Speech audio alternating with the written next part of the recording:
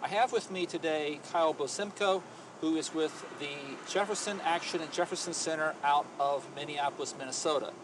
And Kyle, thank you very much for coming to Ohio and adding to our economic development here for a couple of days. Yes. A question for you is from a public policy perspective, and we're asking this question of all of our participants in this program. So, what keeps you up at night? Well, for me, it's less about, I've never been honed in on a single issue. That's never been, I've always scattered around and never really focused on single issue advocacy. But in the broader sense, I think to me, it's really the lack of incentive that policymakers feel for accomplishing their mission, essentially. I mean, actually having the wherewithal and desire and political courage to go out and act on behalf of your constituents.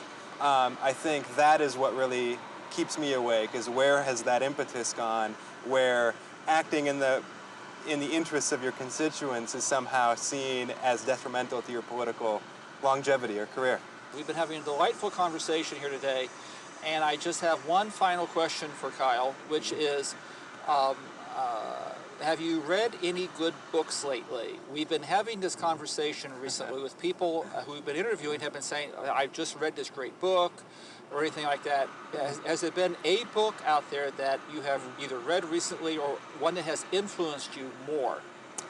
Well, I actually think it's only fair for me to make a plug on my own behalf, because it's not a book that I published. It's actually a book that just came out by my former advisor, a project I contributed to while I was a student at Boston University. And the book just came out, and it's by Nancy Ammerman. And it's about spirituality and public life. So the component that I worked on actually led, and you asked earlier how I got into this, and this actually fed into it.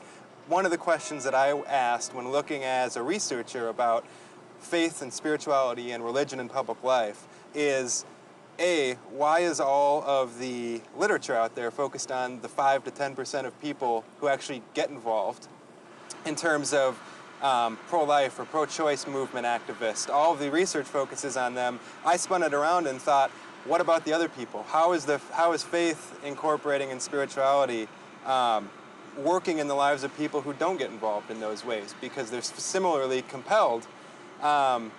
And that really drove me to some of this work as well, about how is it that people get involved, what will help people get involved. And that book just came out, and so I've been reading some of the other aspects of it, and it's been really great to see that project come to fruition. Now, the name of the book is, again? Spiritual Narratives in Spiritual Tribes. And it is written by? Nancy Ammerman. And how do you spell her last name? Ammerman.